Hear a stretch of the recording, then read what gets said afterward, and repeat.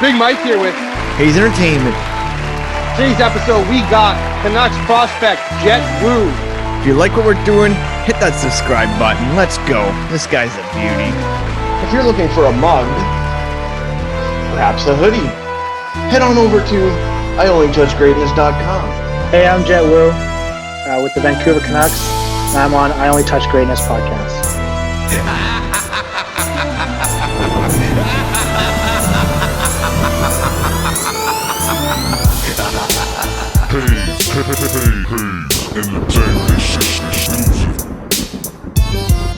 Selects for Moose Jaw Jett Woo.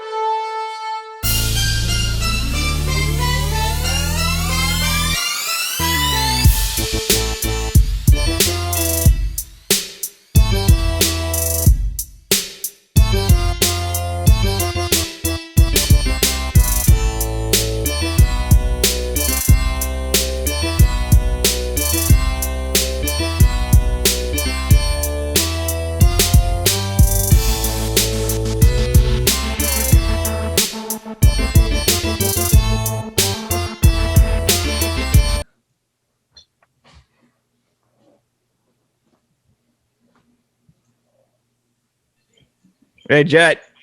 Hey, how's it going? Good. Thanks, man. Thanks for taking the time to do this for us. Yeah, no problem. Thanks for having me. All right.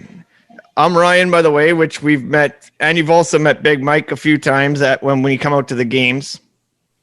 Oh, yeah. Hey, Jett. Nice to see you, buddy. Hey, good to see you. So, yeah, thanks. Hey, actually, what popped up on my Facebook yesterday was 2 years ago yesterday that Moose Jaw Warriors came to the Vancouver Giants game, and I met you outside the game. So That's right. Yeah. Okay, Mike, shoot first. Yeah. So born and raised in Manitoba. What was childhood like?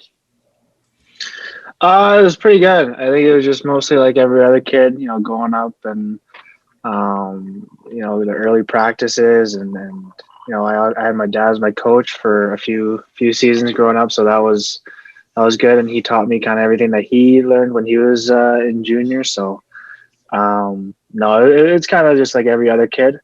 But obviously just a lot of support from my family and how I am now. Who would you say your biggest influencers were in your career then, thus far? For sure my dad. Like I said before, he was my coach for a while. And so I think everything I learned, or most of what I learned, was from him. And so he was probably a big influence. Like just, both my parents in general. It was good. And I also have a brother and sister. So I played a lot of hockey with those two either on the outdoor rink or, playing mini sticks downstairs. So it was a good childhood. Are you the oldest sibling? I am. Yeah, I am. Okay. What was the challenge or what was one of your challenges you've came across to getting to where you are today?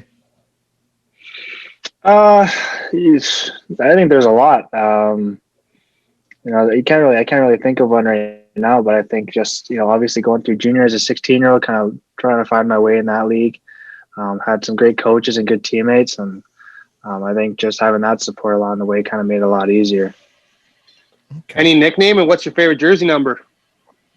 I've had a few nicknames growing up. On Moose Jaw, I had Woobs or Woozy. The guys on Calgary this year called me Jetter a lot, and so I was the first on hearing that. So that was pretty funny. But my favorite number, I had 4 in Moose Jaw, and that was because my favorite defenseman was Bobby Orr, and I went to one of his camps when I was younger, so he was kind of an idol, I guess, for me growing up. And then I had 22 just because I thought I went good with my last name, 22 Jett Woo, so that's what I had in Calgary, and so it's hard to say, probably one of those two. What are you going to be wearing this year? Well, obviously I can't be number 22. I think that's pretty good off the table. But yeah, I don't know. I know in camp and everything, my number was 52, but I guess I'll be happy with whatever. It's not a big deal to me. So what do they have you wearing in Utica? Because you're in Utica now, right? You're saying? Yeah. Well, right now I'm serving a quarantine. I think we'll start skating in a few days, but so I'll find out there. I know last time I was down here, they had me wearing 4. So I don't know where it's going to be this year, but I'm sure it'll be probably either one of those numbers I mentioned. Okay. Must have been nice staying close to home in junior. What was it like before you got traded to Calgary, obviously? No, it was nice. My parents were obviously pretty busy taking care of my 2 younger siblings, my brother, especially with hockey. But no, it was good being close to home. It was always either a couple-hour drive or a flight down to Regina, and then I'll pick them up, or they drive down to Moose Jaw. But no, it was good. And then, like I said before, I had great teammates, great coaches, and my billets in Moose Jaw were unbelievable. So it made it hard to leave at first to go to Calgary, but I think just it was a big difference. You can imagine going from small town hockey town Moose Jaw to this big city Calgary. But I think it was good for me to see both sides of I guess hockey culture. One of them is based off only this junior team, and the other one has its own NHL team, a lacrosse team, football, junior, all that kind of stuff. So I think it was good for me to see. And then I had awesome billets in Calgary as well, so I've been pretty blessed with that. Yeah, we obviously had on a couple of your Calgary guys with Pro Cop as well, and Carson as well, yeah. And then we had on not that wise Blab, but we had on Ozzy. Yeah. No, well, I'm actually rooming with Carson right now. We're serving a quarantine, but no, there's a lot of great guys going into Calgary, and I knew a few going in, so it was pretty easy to kind of make a few buddies, and so it was a tough way to end it with COVID happening, not going to playoffs and showing what we could do, but that's life, and everyone had to go through that. So since you just said Carson, we might as well ask you. There's a question coming up here. Tell us a good story about Carson, another Canucks prospect.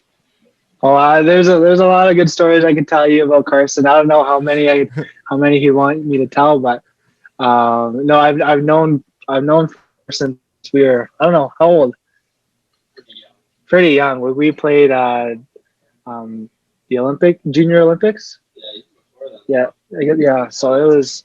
Yeah, we've known each other for so long, and so like I said, there's probably so many stories, but it was nice going to Calgary with a few guys like him that I knew, and we actually lived probably a 2-minute drive away from each other, so we carpooled a lot. So it was good. Do you have a favorite movie about sports? About sports? Well, my favorite movie that I could probably think of. My favorite action sports movie would actually probably be, it's called Never Back Down 2. It's like a mixed martial arts movie, UFC kind of fighting movie. So that's like one of my favorite movies ever. And then obviously just like the Mighty Ducks. Like I actually drove here. We drove to Utica, and on the drive here I had, the sound of the Mighty Ducks 1, 2, and 3 playing through my Bluetooth while I was driving. So I guess that's one of the movies as well. But no, it's for sure Never Back Down 2 is one of my favorite movies of all time. Oh, so you drove from Vancouver to Utica after training camp?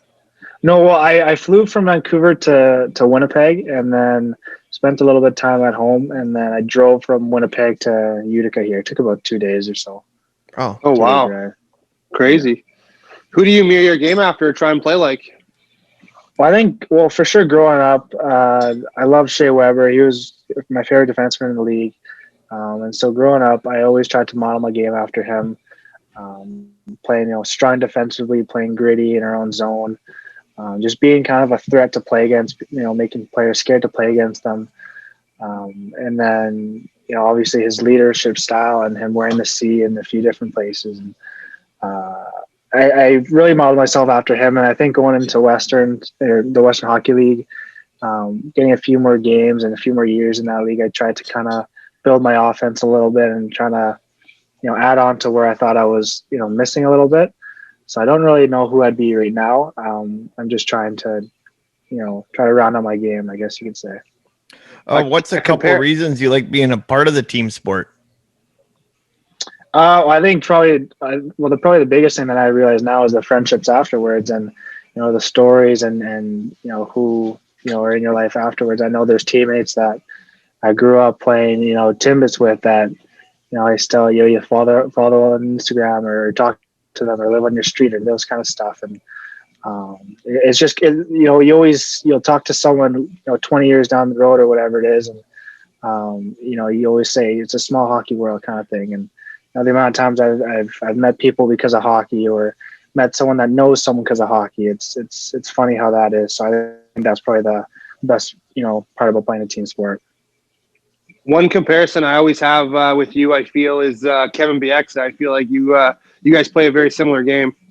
Mm-hmm. Well, it's funny because I've seen or I've heard a lot of people compare me to him, and I never actually watched him play that often.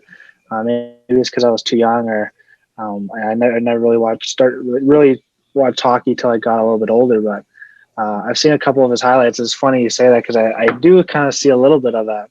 But like I said, I haven't really actually tried to watch his game before. Do you have Go ahead. You obviously know the story of Kevin Bieksa and how he made the Vancouver Canucks. No, I don't. Okay, so he was playing in the minors and for the Manitoba Moose, and we had Fedor Fedorov on the team at the time, and he came from Russia, and he was kind of one of those cocky prospects, and thought his shit didn't stink, and so they were out at the bar one time, and he wasn't a good teammate at all. He was out at the bar one time, and BX ended up knocking him out. And the next day, he got a phone call. Hey, do you want to come play for the Vancouver Canucks? He went, and he never went back down. He never got sent down after that. Wow, that is a good story. Do you have a favorite sports quote? Favorite sports quote? No. I can't really think of one right now. Okay. No. Take me back to your first goal of the WHL, Jett, and do you still have the puck? Yes, actually, that's funny you say that now that, I probably haven't even thought about that in so long, but, when you said that, I can visualize and feel the jitters in me right now. But, no, I remember my first goal was either, the first game of the season was in Brandon, I believe. And the game got canceled in the second period because there's too much fog on the ice. And so we ended up canceling or postponing that game. And then we played our first full game back in Moose Jaw. I hope I'm getting this right. But anyways, we played against, I want to say Red Deer. And, when I was 16, I kind of, going into that league, I never thought I wanted to kind of play my role first, play defense, like I was saying before, how I wanted to play my game. But for some reason, I jumped up into the play, and I created a 3-on-2, and Tristan Langan slaying the puck on net, far, I guess, pass off pad, came to me. I whacked it. The goalie saved it, and I whacked it again. I'm just right in front of the net. I'm a 16-year-old defenseman, defensive defenseman at that age or whatever you call it, in front of their net, and I got a couple whacks in. Finally get it. And I remember I just go down on one knee, Sally, all that kind of stuff. And I remember just so happy. I think we still lost that game, and I was pretty choked because I wanted to get a first star or something, But I still have the pockets in my room. But no, I could still visualize that clearly. That's funny. That's awesome. That's awesome. Yeah. Well, while we're on the Selly part, do you have a go-to Selly? I had one in junior, in Moose Jaw a lot. I had the Superman, rip the shirt, rip the jersey one. But then I know that when I get really fired up, or if it was a big goal to me, I'd always try to go down on one knee, but I was never that coordinated, so I always kind of messed it up or something. I remember this year I scored a goal in Regina. We were on the power play, but our coach had me as the stretch forward. I usually went back for the puck, but he had me as a stretch forward against Regina, and Yegor Zamula slings it up to me at the blue line. I go on a breakaway. I went forehand, backhand. I got it and I scored. And I remember I went up the boards and I went on the ice and I, went on one knee, did the whole celly and everything. And I probably passed 4 of my teammates as I'm doing my celly. And just afterwards on the video, it's just so funny. But because I never celly like that, but I was just so fired up for it. That's awesome. And take us back to the biggest day as Canucks fans for you, probably your biggest day ever, when you were drafted 37th overall to the Vancouver Canucks. Yeah, that was a pretty special day. I got really lucky with, how I had so many people there with me. I probably had up to like 30, 40 people that were just supporting me. People from Dallas that came by, teachers, coaches that all flew down, the grandparents. Everyone came down to support me. And it's funny because I tell the story and I always tell them that, that first day of the draft just was the longest day ever.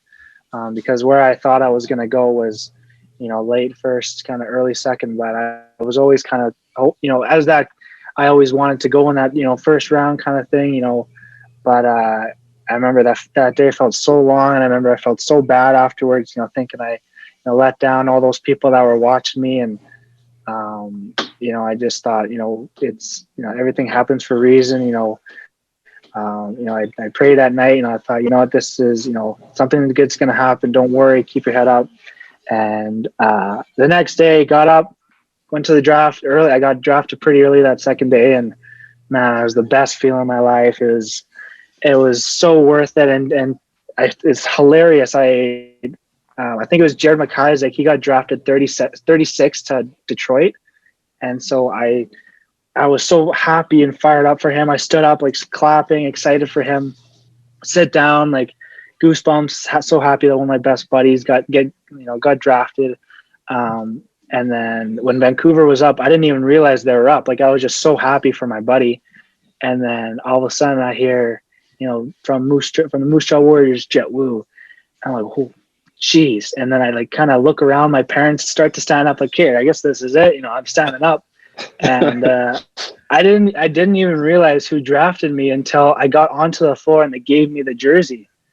And so they gave me this, blue jersey and turn around like, oh my gosh, like I'm gonna be a Canuck. Like I'm a Vancouver Canuck. I'm like, oh my gosh. And then I go and shake, Jim Benning's hand and everyone's hand. I'm like, wow, like this is surreal. Like shaking and everything. And afterwards, after I met everyone, went to a restaurant and got to hang out with all the people that came by. But it was the most surreal, feeling ever. It was the best day of my life for sure. Did you know the Canucks were interested? Like, did you talk to them much before the draft? I talked to them briefly, but it was like, it's really hard to tell because, all the teams are pretty nice and they're just kind of asking the same questions a little bit. But, yeah, like it was, like I said, I had no idea who was even drafting right there because I was so excited for my buddy. Yeah. It's just a super funny story how it all turned out. And, looking back at it now is, Vancouver is the best place to go. And I talked to buddies of mine. And it's just, it was a perfect spot. It's a perfect place to play. So, of course, playing in the dub, you come to Vancouver all the time and you've seen it do. You like the city after you just stayed here now a couple of years in a row for a couple of weeks. Yeah. You enjoy the city? Oh my gosh. Yeah. Well, it's funny, I was, especially this year because of, COVID and coming down during Christmas time. I think I left Winnipeg. It was a blizzard and I show up in Calgary and it's right, or I show up in Vancouver and it's raining. And, it's people are wearing, big parkas and everything in Winnipeg, going to people in Vancouver and they're wearing, a long sleeve just going for a run outside. It's two completely different places. And then I think it's just such a, it's a fun city to be around. Like it's a nice looking city. It's clean. It's good to look at night. And then we stayed in a hotel near BC Place. So you got to see the light show at night. And yep. No, it's just a beautiful city. It's good to be around it. Hey, Jett, you've represented our country a couple times and definitely put the maple leaf on. What's the feeling of putting that jersey on? Yeah, no, that's another feeling. That's another surreal feeling. Just knowing that you're representing your family. You're not only representing your family and friends and everyone, but you're also representing, Canada and everyone that used to play on Canada, everyone that's living in Canada, you know, just everything about it. So it was always an honor to play for them and to be a part of that. And it's, you know, I think that also as well got a chance for me to meet new people, make new friends and teammates and coaches. And so that I'm pretty thankful for that. Do you have a favorite road barn? Because I know every time you come out here, we come see you and we're hollering. And you scored in Vancouver last year, I believe, and the whole crowd went woo, and we were all yelling and screaming for you. So, is there a road barn that you enjoy the most? Well, I know personally, I always loved coming to BC because of that kind of just. You know, I thought, you know, some of the fans had known me, or, you know, at least, you know, Vancouver was going to come and watch or something. So that was always exciting to be there and, you know, meet all the people there. Growing up or playing in Moose Jaw, we played a lot in the East. And so we played a lot, you know, around, you know, our division. So I know a lot of guys hated playing in Prince Albert, but I loved going there to win. I'd hate to go there and lose, but if you know, if I had someone tell me, "Oh, you're going to go there and win for sure," like I would take that place anytime because of just that barn was always packed. It was always loud.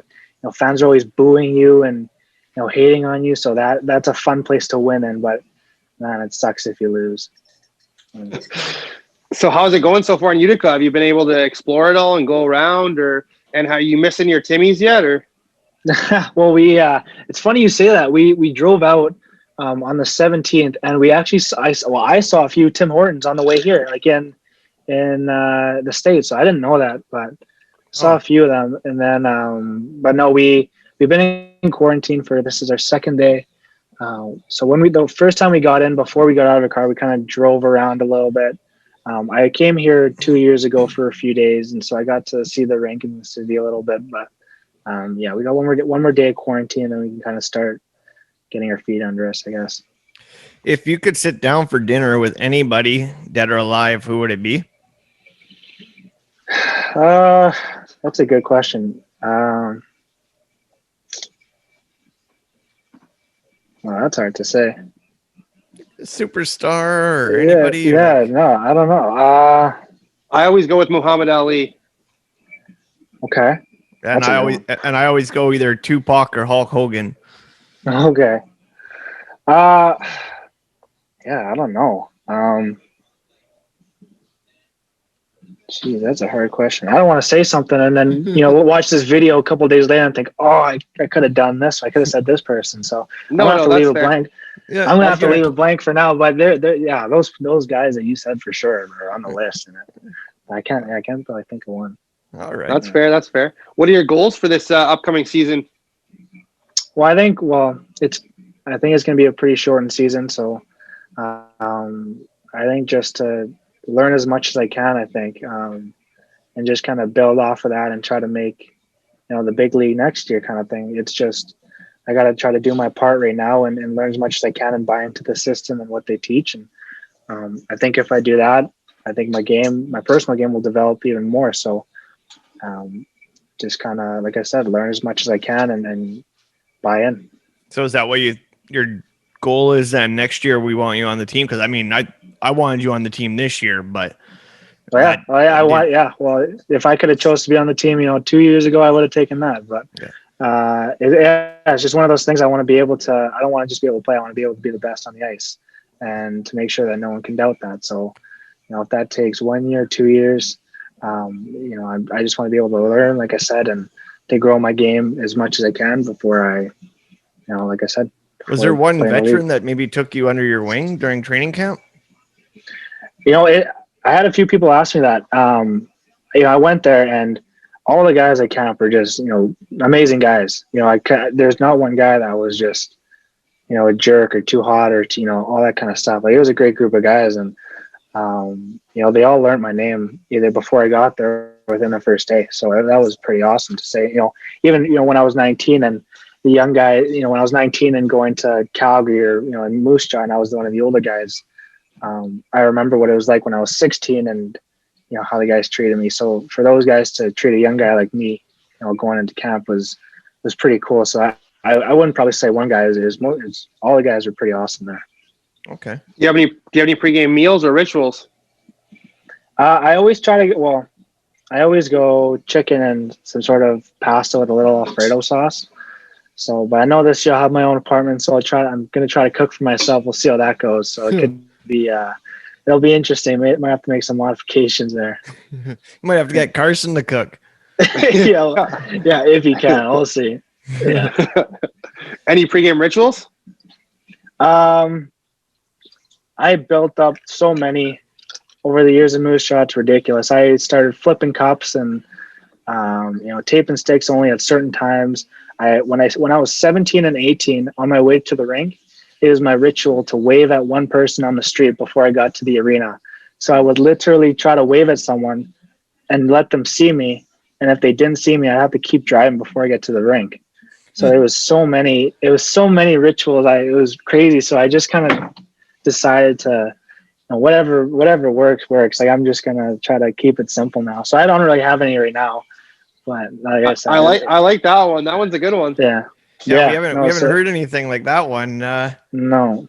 What color's your stick tape?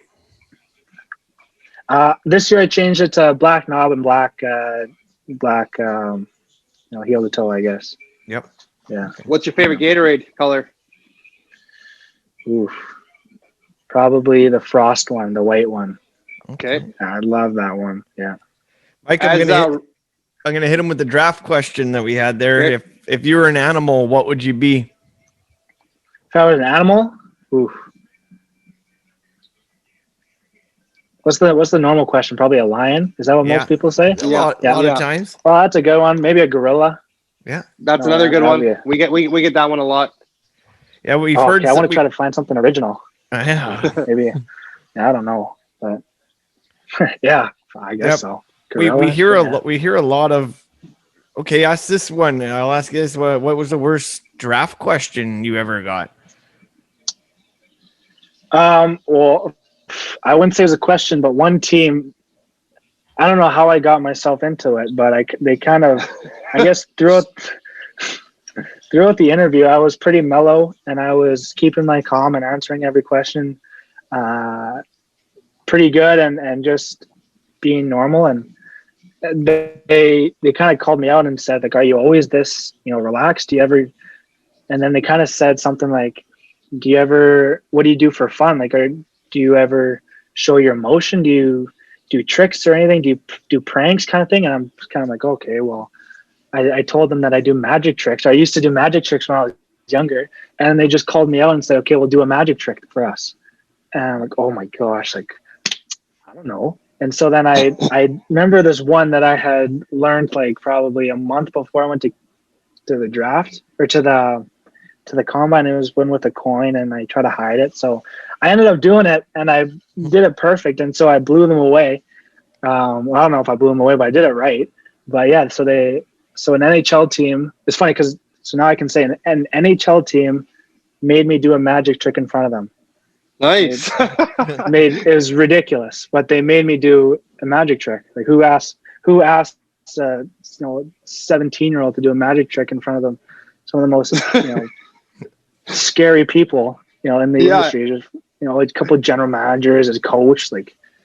But yeah, I did a magic trick in front of them. It was crazy. That's a good one, but a pretty useless talent for them to ask for. Oh, but hey, you'll do it.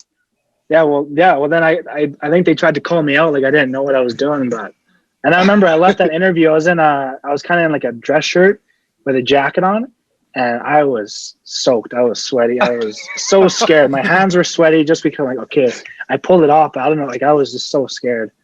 So that's funny. As Ryan said, we always make sure we come out to your games when you're out here in Vancouver. Always great seeing you battle with Bo and Byram. You guys always have a little edge to each other, and it's fun to watch. Yeah, no, that's funny. We actually I thought about that the other day too. But yeah, every time we play each other, it was always pretty gritty, and we're buddies off the ice. But I think that's just my game. It's just I don't really care who you are, if you're my buddy or not. I'm trying to win. I don't care if I got to hit you or hit everyone on the ice time kind of thing. I think that's just how I kind of grew up. So. Yeah, we always had battles like that.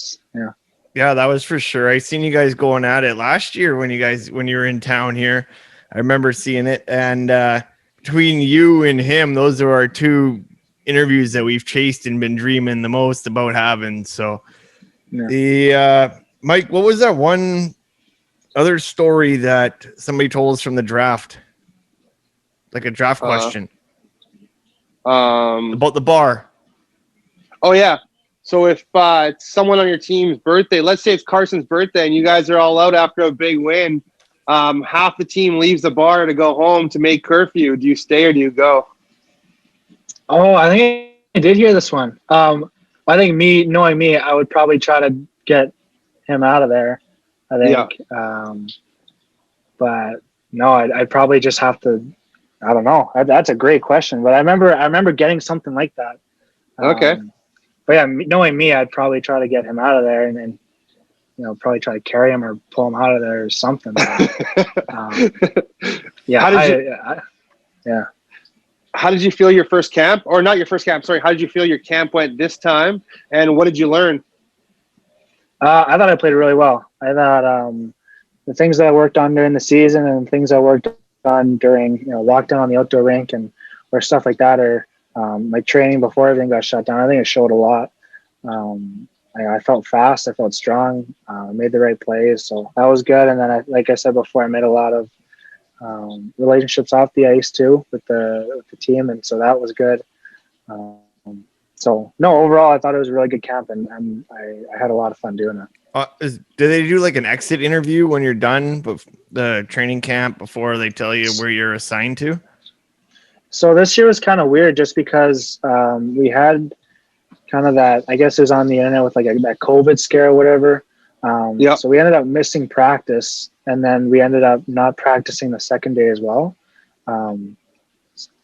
So then it was kind of a mixed day a little bit. So I kind of met with a few people and talked a bit. I don't know if everyone did, but like I said, it was kind of just all over there, and then you had to have your roster and taxi by the certain date.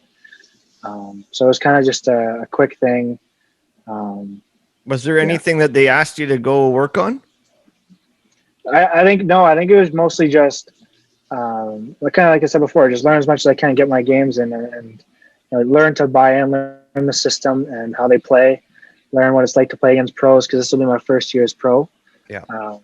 So I think just learning the speed and getting used to that, and so I think those are probably the biggest things that they wanted me to do right now. What kind of How music? would you just? Oh, go ahead, Mike. Go ahead. Oh, what kind of music do you listen to, and what would we find in your playlist? I probably listen to a lot of rap, not old school rap though. Mostly the new stuff, not the mumble rap stuff though. I can't stand that. But no, me too. No, so that, and then probably on an early morning, or if I'm having a tough day, probably a little bit of country. Nice. I like it. I know a lot of guys listen to country. I know Carson's getting into country right now. So yeah, I know a lot of guys listen to country in the dressing room. A lot of guys listen to rap, so I don't think I'll have a hard time picking a side. How would you describe your playing style? I would say I think I take a lot of pride in how hard I play against other players and the grittiness that I bring to the game. I think, like I said earlier on, I think just being kind of that pest to play against, the hard to play against kind of style has been with me since I was little. I think just knowing myself, I always want to try to. I never want someone to score on me. I'd hate if someone scored on me. I'd rather stop someone from scoring on me than me scoring on them, kind of style, kind of thing, because I don't want them to have that feeling, or them think that they could beat me in that way. So, but at the same time, like I said, I'm growing my style to play both sides of the rink and to be a little two-way, and I think I've done that a lot. But I think for sure, just being gritty and playing that pest-like game is my biggest attribute. What do you think makes a good captain? I think probably being able to read a person, to kind of get to know them. I've had a lot of captains. I've been, a couple of captains, assistant captain before. I think knowing how to talk to a person away from the rink, and knowing when you can, knowing if that person can handle a yell at, or if they need to be pulled aside, talk to individual. I think that's probably the biggest thing. And then obviously just showing it on the ice or off the ice, that kind of stuff that people say. But I think it really comes down to, making those one-on-one relationships that, if you make, 25 one-on-one relationships, I don't think it's a debate if you're a leader or not. Yeah. Who would you say your favorite D partner this far in your career would be? That's so hard. That's such a hard. I hope these guys don't see these questions because they're gonna feel so bad. But I'm not gonna lie. I've been very blessed to have so many good D partners. It's ridiculous. Like, I think this year I played a lot with Vandalise, and that was a lot of fun. I played with Oleg Sosnov when I was in Musha. He was a tall, Russian player. Played with him. I played with Dalton Hamlick. He was my 18 years. So then he played a little bit more defense so that I could play a little bit more offense. And so because of that, I feel like that year I was able to grow my game a bit offensively. So that was awesome. It's so hard, but I know when I go to Team Canada, I play with Jared McIsaac. I think every time that's who I was cheering for at the draft at the time. Yeah. So that's hard to say, but all those guys I mentioned were great teammates, and I'm sure they're missing so many right now. And of course, we met Jared. He's a great guy. He took time for us too. Mm-hmm. We got a couple more. If you got a few more minutes. Yeah, no problem. Okay. What do you do to calm the butterflies before a game? I think I just breathe. I just breathe, and I kind of just.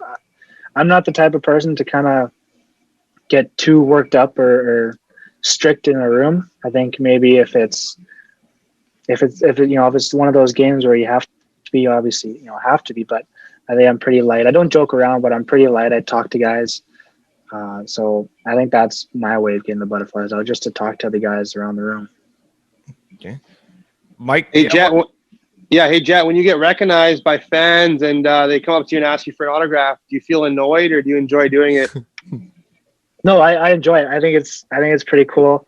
I think I had a few kids show up at our hotel in Vancouver this last week or 2 weeks ago, and with COVID, I had to stand 6 feet away.